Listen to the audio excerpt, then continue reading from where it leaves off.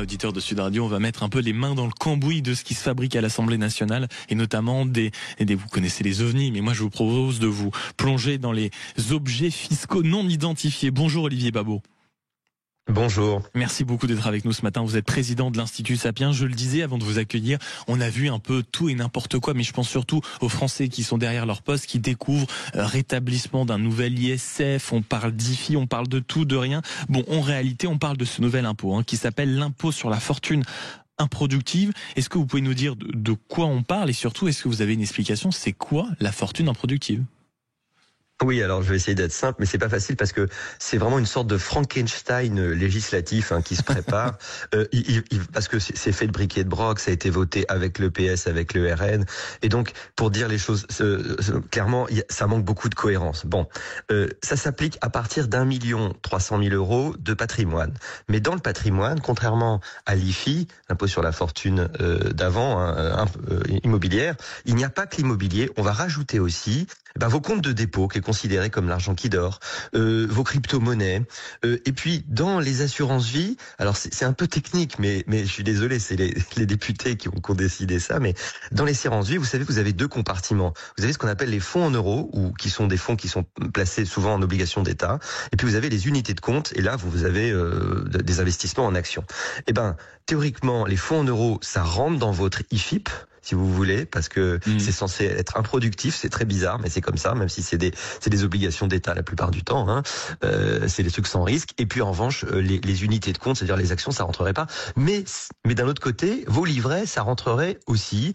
Et alors, last but not least, on mettrait aussi dans votre impôt sur la fortune improductive tous vos bijoux, meubles et œuvres d'art, et c'est taxé à 1%. Alors là où le premier seuil, c'était 0,7% pour l'impôt sur la fortune immobilière, là c'est 1%, et puis il y aurait juste une dérogation pour la résidence principale à hauteur d'1 million. Voilà. Mais donc en réalité, si on comprend bien, quand on voit, on va dire, la multitude d'éléments qui peuvent rentrer dans ce nouvel impôt, on a quand même l'impression, si vous voulez, que quand pendant des mois on disait mais non, l'État, même s'il est tenté, n'ira, on va dire, jamais jusqu'à aller chercher l'argent directement dans la poche des Français, là, sans utiliser cette expression, on a quand même l'impression qu'il tente fortement la main vers des choses plutôt personnelles. Quand on parle des assurances-vie, des quelques placements, des meubles, ça paraît un peu ahurissant, non ?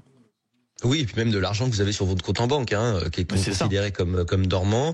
Et en plus, ils ont même enlevé, le seul truc qui aurait été intéressant, c'est d'enlever de la base les logements que vous louez à des gens. Parce que évidemment, si vous le louez, c'est que c'est utile pour l'économie. Non, même ça a été refusé parce que évidemment, ce serait pour les riches. Alors la seule bonne nouvelle, c'est que ça n'est pas encore voté définitivement.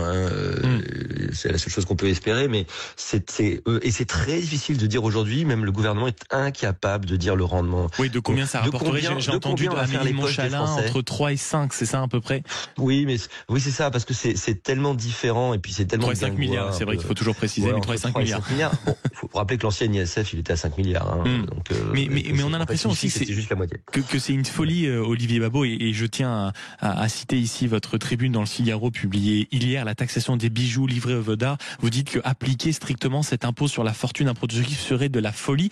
On a l'impression quand même que c'est de la folie parce que, pardon, mais tout ça participe d'une certaine manière à l'économie, que ce soit potentiellement la revente de crypto si on a besoin d'avoir un peu d'argent, que ce soit l'assurance vie, que ce soit les fonds en euros. Tout ça, on peut pas dire que ce soit de l'argent qui dort inutilement, si. C'est ça qui est très bizarre. Nos députés ont une conception de l'argent improductif qui est quand même très étrange. Il faut savoir que l'argent que vous laissez sur votre compte en banque, il est utilisé par les banques, même si vous avez l'impression qu'il dort. C'est vrai que pour vous, il dort, mais en fait, les banques l'utilisent d'abord comme ratio de prudentiel, et ça c'est important pour leur stabilité. Et en plus, elles l'utilisent pour faire des prêts aux entreprises et aux particuliers. Donc en fait, ça sert à l'économie. Alors les œuvres d'art, mais même Mitterrand avec l'ISF, ils n'avaient pas osé. Il avait fini par enlever l'œuvre d'art parce que on constate que quand vous allez taxer l'œuvre d'art, déjà la valeur d'une œuvre d'art, ça varie selon le marché, mais surtout ça fait que toutes les œuvres d'art quitteront la France. Tous les collectionneurs devront vendre ou s'en aller. C'est une folie absolue, sans parler évidemment des bijoux ou des meubles. Donc c'est complètement absurde. Donc ça et là pour aller déclarer les meubles ou les œuvres d'art, j'ai déjà hâte de voir, si vous voulez, le nombre de formulaires qu'on va nous pondre. Allez déclarer votre commode Louis XVI. Ça Exactement, la commode de la grand-mère dont on va découvrir qu'elle avait peut-être un peu de valeur. Mais vous l'avez évoqué avec un demi-sourire tout à l'heure, Olivier Babot, vous avez dit en réalité, rassurons-nous, tout cela n'est pas encore voté. Mais précisément, est-ce qu'il n'y a pas quelque chose à essayer de comprendre de ce qui n'est pas encore définitivement mis en place, mais qui est quand même voté par les députés? Qu'est-ce que ça révèle du personnel économique? Même si ce n'est pas encore la fin de la copie budgétaire, le simple fait qu'on arrive à créer ce que vous qualifiez à l'instant de Frankenstein budgétaire, qu'est-ce que ça raconte? Qu'est-ce que ça dit de nos politiques?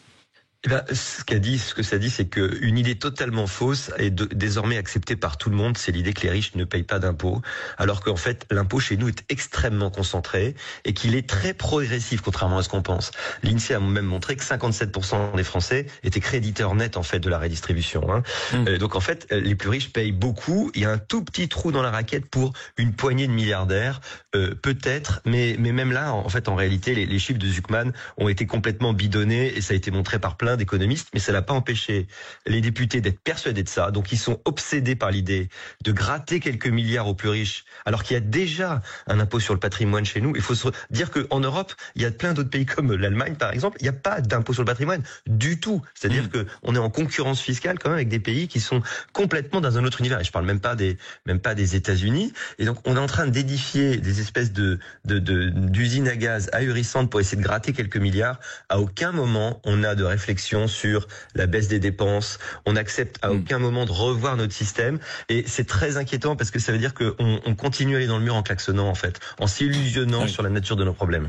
L'image est bien utilisée, notamment ce dimanche matin. On fonce dans le mur en klaxonnant. Merci beaucoup, Olivier Babot, économiste et président fondateur de l'Institut Sapiens. Je rappelle également votre dernier livre, Ne faites plus d'études, apprendre autrement à l'ère de l'IA. C'est aux éditions Buchet-Chastel et ça a été écrit notamment avec votre compère Laurent Alexandre. Il est 8h25 sur Sud Radio.